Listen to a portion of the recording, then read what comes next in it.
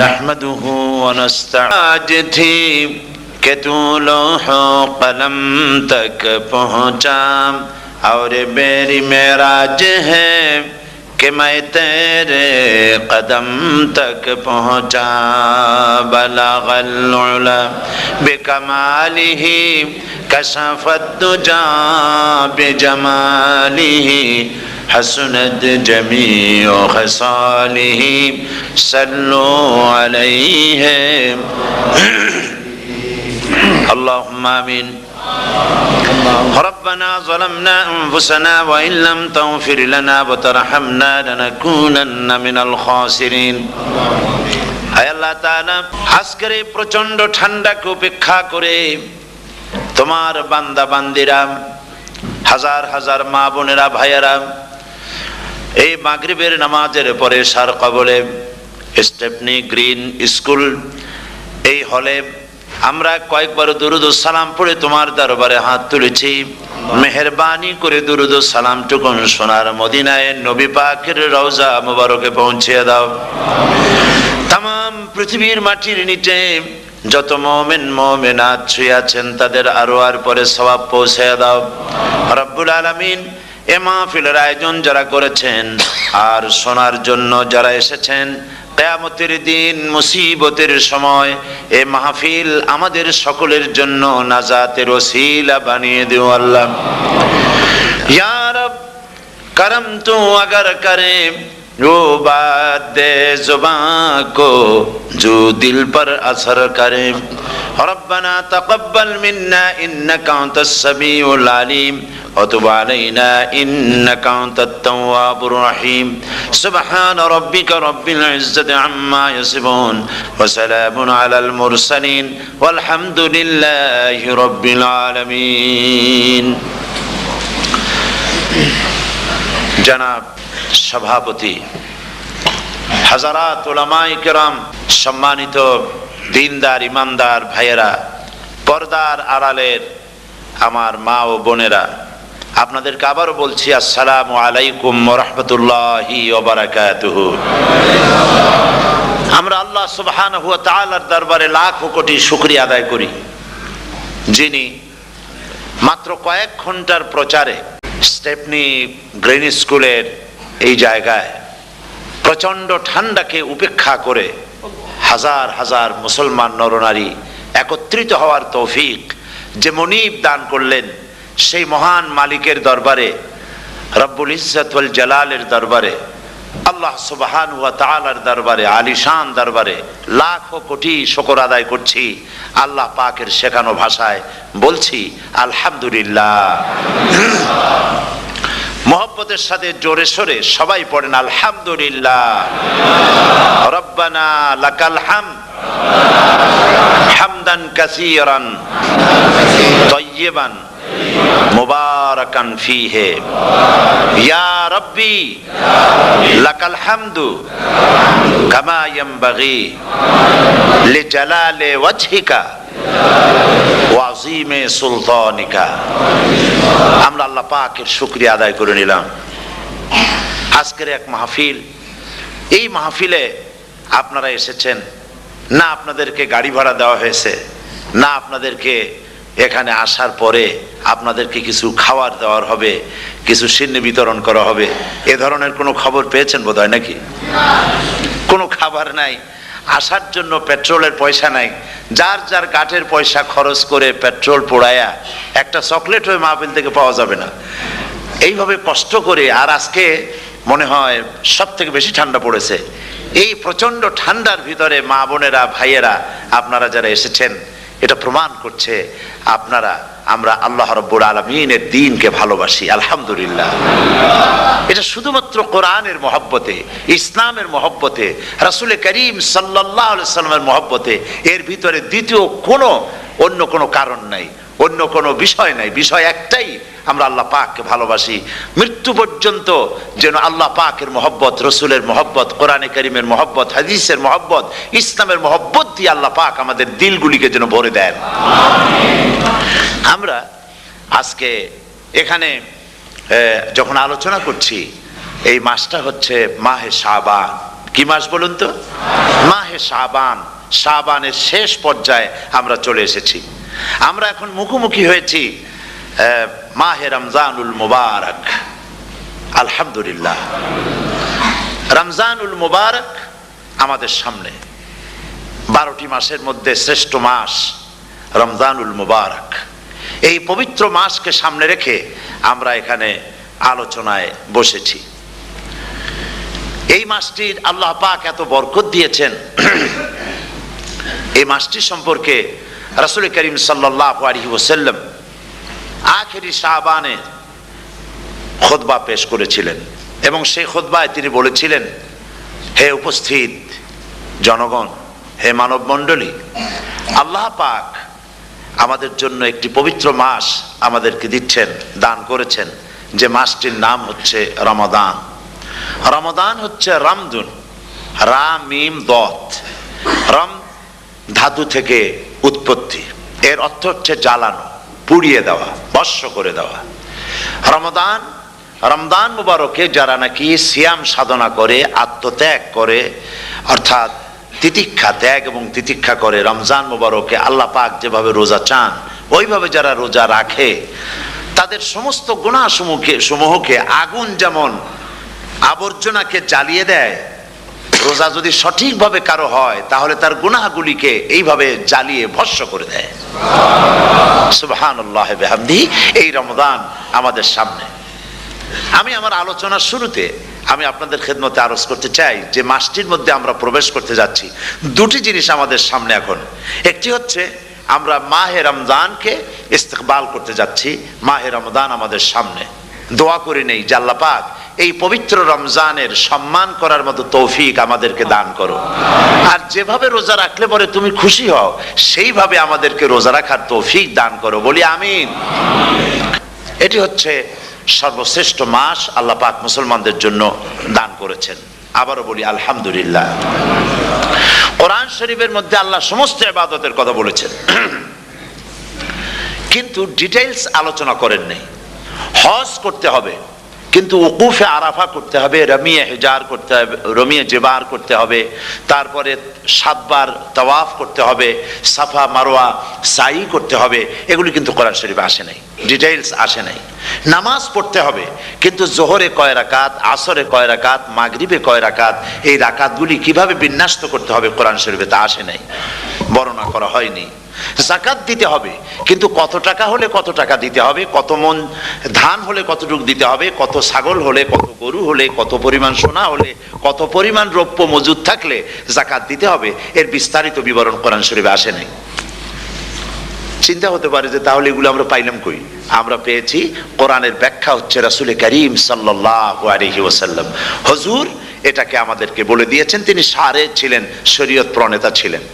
তো সমস্ত ইবাদতকে আল্লাহ পাক সংক্ষেপে সংক্ষেপে তিনি আউটলাইন অথবা গাইডলাইন তিনি দিয়েছেন আল্লাহ পাক। রমজান মুবারক হচ্ছে একমাত্র ইবাদত যে রমজান সম্পর্কে আল্লাহ পাক ডিটেইলস পূর্ণ একটি রুকু আল্লাহ পাক আলোচনা করেছেন। সুবহানাল্লাহ। রোজা শুরু করবেন কোনখান থেকে, শেষ করবেন কোথায় গিয়ে, সফরে প্লেনে যখন চলবেন তখন আপনার রোজার অবস্থা কি হবে, যদি দেশে যান তখন কি হবে, অসুস্থ হলে কি হবে, কিভাবে রোজা রাখবেন, কিভাবে রোজা ভাঙবেন, তারপরে কখন শুরু হবে, কখন কি হবে ইত্যাদি বিস্তারিত বিবরণ। রোজার মতো করে এত অন্য কোন ইবাদতের ব্যাপারে আল্লাহ এতটা বলেন নাই যতটা বলেছেন রোজার ব্যাপারে। তাহলে নিশ্চয়ই বুঝতে পারছেন রোজাটা অত্যন্ত গুরুত্বপূর্ণ ইবাদত। সবটাই গুরুত্বপূর্ণ, কিন্তু রোজাটা আল্লাহর কাছে বেশি গুরুত্বপূর্ণ। সুবহানাল্লাহ। আচ্ছা, বেশি গুরুত্বপূর্ণ কেন সে কথা কি বলবো? অবশ্যই বলবো। বেশি গুরুত্ব এই কারণে, আল্লাহ পাক বলেছেন, এটা হচ্ছে হাদিসে কুদসি। আল্লাহ পাক বলেছেন, আস-সাওমু লি ওয়া আনা আজজি বিহি। অন্য রিওয়ায়াতে এসেছে ওয়া আনা উজজা বিহি। আস-সাওমু লি, রোজা হলো আমার জন্য। কে বলতেছেন বলুন তো? আল্লাহ পাক বলছেন রোজা হচ্ছে আমার জন্য, রোজার পুরস্কার আমি দেব। অন্য বর্ণনায় এসেছে রোজা আমার জন্য আর রোজাদারের পুরস্কার আমি আল্লাহ নিজেই পুরস্কার। সুবহানাল্লাহ, সুবহানাল্লাহ। তাহলে প্রশ্ন আসে, আল্লাহ পাক বলছেন রোজা আমার জন্য, আস-সাওমু লি। আল্লাহ তো এই কথা কোথাও বলেন না আজ-যাকাতু লি, আস-সালাতু লি, আল-হাজ্জু লি, রোজা আমার কি বলে, যাকাত আমার জন্য, হজ আমার জন্য, নামাজ আমার জন্য, এ কথা কিন্তু আল্লাহ বলেন নাই। অবশ্যই আমরা যাকাত হোক, নামাজ হোক, হজ হোক, কার জন্য করি? আল্লাহর জন্য করি। রমজানের ব্যাপারে আল্লাহ খাস করেছেন যে আস-সাওমু লি, রোজা আমার জন্য। এই কথাটার অর্থ কি, তাৎপর্য কি, ব্যাখ্যা কি, সিগনিফিকেন্স কি? এর সিগনিফিকেন্স হচ্ছে এই যে প্রত্যেকটা ইবাদতের দুটি ধরন আছে। কয়টা ধরন বলুন তো? দুটি ধরন। একটি ধরন হচ্ছে বাহ্যিক, আর একটা হচ্ছে আভ্যন্তরীণ। প্রত্যেকটা ইবাদতের দুটি দিক আছে, একটা মানুষকে দেখানো আর একটা ভেতরের। যেমন নামাজ, একটি লোক নামাজ পড়ে না, কিন্তু এমন একটা সমাবেশের মধ্যে পড়ে গেছে, সবাই নামাজ পড়ে। এখন আমি যদি নামাজ না পড়ি তাহলে লোকে বলবে কি? তখন উজু আছে কি না আছে দাঁড়ায় গেল, আল্লাহু আকবার। তাহলে দেখা গেল নামাজ আল্লাহর জন্য পড়ে, আবার মানুষের জন্য দেখাবার জন্য করে। যাকাত এটা দেয় মানুষে, তার নিয়তটাকে আল্লাহ পাক ভালো জানেন। কিন্তু কিছু লোক তেমন আছে, যাকাতের নামে লুঙ্গি, আমাদের দেশে আছে, এখানে কি করে আমি জানি না, লুঙ্গি শাড়ি কিনে তারপরে বাড়িতে সব জমা করে এরপরে গরিবদের দাওয়াত দেয় এবং সকলকে দেখায় এভাবে লুঙ্গি দিল, শাড়ি দিল, লোকেরা দেখলো যে যাকাত দিল, খুব যাকাত দিয়েছে। কোরবানির ব্যাপারে এভাবে বিরাট একটা গরু কিনলো, কিনে মানুষকে দেখাইলো। চট্টগ্রামে আছে সবচেয়ে বড় দামের গরু একটা কিনে গরুর গলায় মালা একটা পরাইয়া তারপরে শহর ঘুরায়। এখন অবশ্য এটা কমে গেছে আগের থেকে অনেক। মানুষ দেখুক যে অমুকে এই গরুটা কোরবানি করেছে। এটা কি কোরবানির জন্য হলো না মানুষকে দেখাবার জন্য হলো? হজ, টাকা আছে, লোকেরা বলবে কি যে এত টাকার মালিক তাও হজে যায় না, সুতরাং যাই একটু হজ করে আসি। তাহলে হজ করা গেল, আবার মানুষকে দেখাবার জন্য করলো। দুটি জিনিস আছে। কিন্তু একমাত্র রোজা যদি কেউ রাখে মানুষকে দেখাবার জন্য, সকাল থেকে শুরু করে সন্ধ্যা পর্যন্ত না খাইয়া কোনো পাগলও থাকবে না। বলেন আপনারা ঠিক কিনা? সে তো মানুষকে দেখাবার জন্য দাঁত পরিষ্কার করে নিল, আর দুপুরে ভাত খাই নিল, বউতেও টের পাইল না। পারবে কিনা? পারবে। টয়লেটে গিয়ে খাইয়ে নিল ভালো করে, কোনো একটা আড়াল জায়গা নিয়ে খেয়ে গেল, বাচ্চাও দেখলো না, বউতেও দেখলো না, খেয়ে নিল। তাহলে সে তো রোজা রাখলো না। আল্লাহ পাক বলছেন আস-সাওমু লি, রোজা হচ্ছে আমার জন্য। যে রোজা রাখে আমার জন্যই রাখে, মানুষকে দেখাবার জন্য সারাদিন না খাইয়ে থাকার কোনো প্রশ্নই ওঠে না। সুবহানাল্লাহ। সুতরাং রোজা যে রাখলো সে আমার জন্যই রাখলো। ওয়া আনা আজজি বিহি, রোজার পুরস্কার আমি আমার হাত দিয়ে দেব। সুবহানাল্লাহ, আমার হাত দিয়ে দেব। ম্যানেজার যদি বলে এই কাজগুলি করলে পরে বেতন, নির্ধারিত বেতন পাবা, আর এইটা যদি করো তাহলে বেতনটা আমি দেবো আমার হাত দিয়া, তাহলে এমপ্লয় যারা তারা বুঝতেই পারবে যে মালিক যখন নিজেই দেবে তাহলে ম্যানেজারের মতো দেবে না, মালিক মালিকের মতোই বড় করে দেবে। তো আল্লাহ পাক ফেরেশতাদের কাছে এটা রাখেন নাই, সব নাকি তোমরা লেখো গিয়া, আর রোজার সওয়াব আমার হাত দিয়ে আমি দেব। সুবহানাল্লাহ। এরপরে আল্লাহ পাক বলছেন, অন্য রিওয়ায়েতে এসেছে রোজা আমার জন্য, আর রোজাদারের পুরস্কার আর কিচ্ছু না, রোজাদারের পুরস্কার আমি আল্লাহ নিজেই পুরস্কার হয়ে যাব। সুবহানাল্লাহ বিহামদি। হাদিস শরীফে এসেছে রোজা রাখলে পরে ক্ষুধার কারণে, খালি পেটে থাকার কারণে টক্সিন জাতীয় এক প্রকারের গ্যাস তৈরি হয় পেটের ভেতরে, স্টমাকের মধ্যে, ফলে মুখে এক রকমের দুর্গন্ধের সৃষ্টি হয়। নবীজি বলেছেন রোজাদারের মুখের থেকে যে গন্ধ বের হয় আল্লাহ পাকের কাছে রোজাদারের মুখের গন্ধ মেসকো আম্বারের চাইতে বেশি পবিত্র। আপনার মুখের গন্ধটাও আল্লাহর কাছে পবিত্র। রোজাদারদের জন্য জান্নাতের একটি দরওয়াজা খাস করে রাখা হয়েছে, যার নাম রায়্যান। এই দরওয়াজা রোজাদারদের জন্য, কেবলমাত্র রোজাদারেরা সেখান থেকে প্রবেশ করবে, আর কেউ প্রবেশ করতে পারবে না। এই রোজাদারদের সম্পর্কে আল্লাহ পাক বলেছেন, হাদিস শরীফে এসেছে, বুখারী শরীফের হাদিস, রাসূল করিম সাল্লাল্লাহু আলাইহি ওয়াসাল্লাম বলেছেন লিসাইমে ফারহাতান, ফারহাতুন ইনদা ফিতরিহি ওয়া ফারহাতুন ইনদা লিকাই রাব্বিহি। রোজাদারের জন্য দুইটা খুশি। কয়টা খুশি বলুন তো? কে বলছেন? আল্লাহ রাসূল বলছেন রোজাদারের জন্য দুইটা খুশি। লিসাইমে ফারহাতান, দুটি খুশি। ফারহাতুন ইনদা ফিতরিহি, একটা খুশি হচ্ছে ইফতারের সময়। এই ফিতরিহি দুটি কথা, এই একটি কথার দুটি ব্যাখ্যা হয়। একটা হচ্ছে ইফতারের সময়, ইফতারের কথা বলা হয়েছে, আর ঈদের কথাও এর মধ্যে বলা হয়েছে। ইফতারের সময় হলে একটা খুশি, আর একটা খুশি হচ্ছে ইনদা লিকাই রাব্বিহি, যখন রোজাদারের সঙ্গে আল্লাহ পাক দেখা করবেন তখন হবে আরেকটা খুশি। তার মানে হচ্ছে রোজাদারদের সঙ্গে স্পেশাল আল্লাহ রাব্বুল আলামিন সাক্ষাৎকারের ব্যবস্থা করবেন। সুবহানাল্লাহ। তাহলে দুটি জিনিস হলো, একটা হলো ইফতারের জন্য দুটা, রোজাদারের জন্য দুটা খুশি, একটা হলো ইফতারের সময়, আর একটা হচ্ছে আল্লাহর সঙ্গে যখন দেখা করবে। তো ইফতারের যে খুশিটা, এই খুশি রোজাদার ছাড়া কেউ বুঝবে না। ইফতার সারাদিন রোজা রাখার পর সামনে পেঁয়াজি, বেগুনি, সালাদ, তরমুজ, মিষ্টি, তারপরে আম্বালা সুইট মিটের নানান রকমের মিষ্টি, এরপরে মুড়ি, কত কিছু সব সামনে নিয়ে বসে আছে। দেখছেন অবস্থা? সমস্ত কিছু সামনে বসা, ঘড়ির দিকে তাকানো। আপনি যদি 5 মিনিট আগে খান, ফেরেশতা এসে মুখের উপর থাপ্পড় মারবে, বেটা খাইলি কেন? বলবে কেউ? বলবে না। কোন ফেরেশতা লাঠি নিয়ে দাঁড়ায় আছে? দাঁড়ায় নাই, কিন্তু আপনি খাচ্ছেন না কেন? সুবহানাল্লাহ, সুবহানাল্লাহ বলবেন না? অন্তত 1500 বছর আগে আল্লাহ রাব্বুল আলামিন নির্দেশ করে রেখেছেন, সূর্য সাদা হওয়া থেকে, পূর্ব দিগন্ত সাদা হওয়া থেকে শুরু করে পশ্চিম দিগন্তে যখন কালো হয়ে কালো রেখা দেখা দেবে, যখন মাগরিব হয়ে যাবে, সূর্যাস্ত যাবে, ততক্ষণ পানাহার আর স্ত্রী সম্ভোগ থেকে বিরত থাকো। 1500 বছর আগের আল্লাহ রাব্বুল আলামিনের এই নোটিশ কিভাবে কার্যকরী হচ্ছে উম্মতের মধ্যে, মুসলমানদের ভেতরে। খাবার সামনে আসে, পিপাসা লেগেছে, এখন তো পিপাসা লাগে না, খুব ঠান্ডার সময়, এখন রোজা রাখতে খুব মজা হবে, তাই না? খুব মজার রোজা। কিন্তু এই রোজা যখন জুন মাস আর জুলাই মাসে আসবে, তখন টের পায় মানুষ রোজা কাহাকে বলে। প্রচন্ড পিপাসা, সামনে সব খাবার পড়ে আছে, একটা খাবারের দিকে রোজাদারের হাত যায় না, ঘড়ির দিকে তাকায় আর চুপ করে বসে বসে আল্লাহর জিকির করতে থাকে। আল্লাহ কয়, ফেরেশতারা দেখ, এই বান্দা বানাইতে নিষেধ করছিলি। সুবহানাল্লাহ। আল্লাহ খুশি হয়ে যান। রোজাদার অপেক্ষা করতে থাকে, ঠিক যখন কাটায় কাটায় সময়টা এসে গেছে, তখন আল্লাহর নাম করে খুরমা দিয়ে, পানি দিয়ে ইফতার শুরু করে দিল। আল্লাহ পাক খুশি হয়ে গেলেন। এই যে ইফতার, সারাদিন রোজা রাখা ইফতার করায় যে মজা, রোজা রাখলো না এরকম লোকেরাও কিন্তু ইফতার করে না? পুরান ঢাকায় আছে, ঢাকার তো কয়েকটা এলাকা আছে, পুরান ঢাকার লোকেরা নাকি বলে যে, যারা রোজা রাখে না তারা বলে যে, রোজা না রাখে একরকম পাপ করছি, আর ইফতার না করিয়া কবিরা গুনাহ করবো নাকি, ইফতার তো করাই লাগবে। তো খুব মজা করে ইফতার করে তারা। তো সারাদিন রোজা রেখে পেঁয়াজি, ছোলা, বুট, মুড়ি খাওয়ায় যে মজা, সারাদিন ভাত খাইয়া তারপরে ইফতারের শরীক হওয়া, ছাগলে ঘাস খাইলে যেমন লাগে ওইরকম তার মুখে লাগে, এই মজা পাবে না। রোজাদারের যে মজা লাগে সেই মজা সে পাবে না।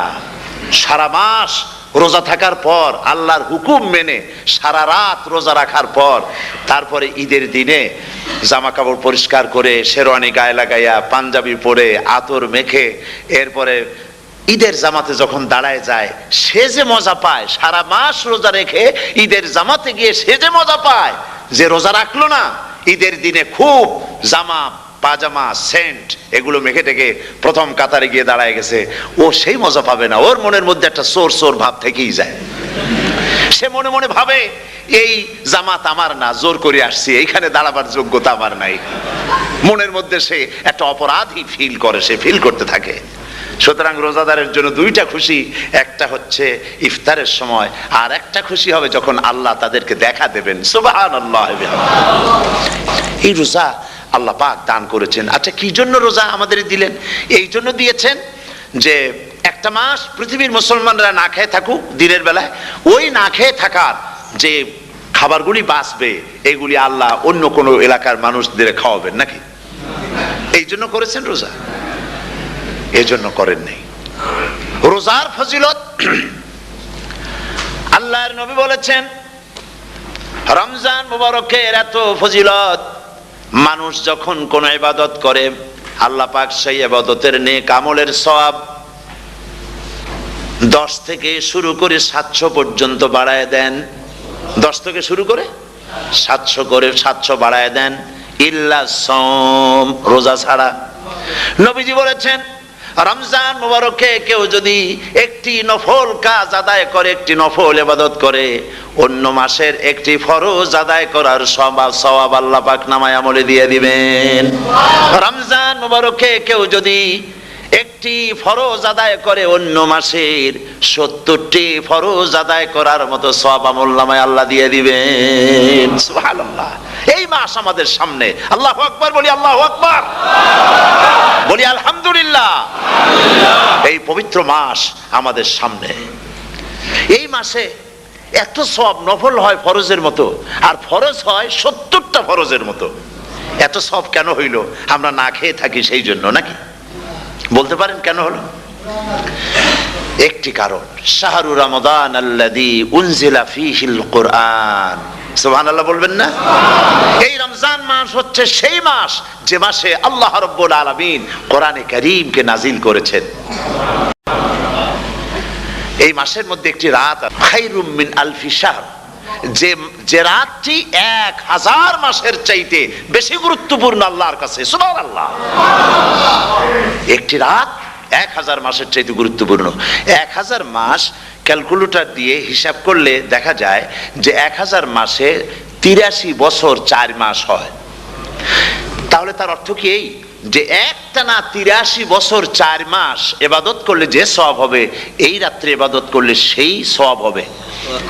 হতে পারে, এরকম হতে পারে, কিন্তু ব্যাখ্যাটা কি? ব্যাখ্যাটা হচ্ছে আরবিতে আলফুন শব্দ দিয়ে 1000 বোঝানো হয় না।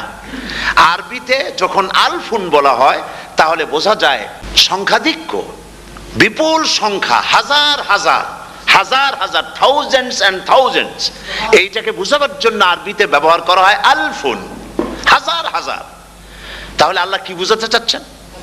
আল্লাহ রাব্বুল আলামিন তিনি আয়াত দ্বারা বুঝাতে চান, এর ব্যাখ্যা হচ্ছে এই পৃথিবীর মানবতার কল্যাণের জন্য, এই পৃথিবীর মানুষের ভালাইয়ের জন্য, মঙ্গলের জন্য হাজার হাজার মাস ধরে এই পৃথিবীর মানুষের যে কল্যাণ হয় নাই, এই রমজান মুবারকে একটা রাত আছে যেই রাতে আল্লাহ রাব্বুল আলামিন মানবতার সেই কল্যাণ করেছেন।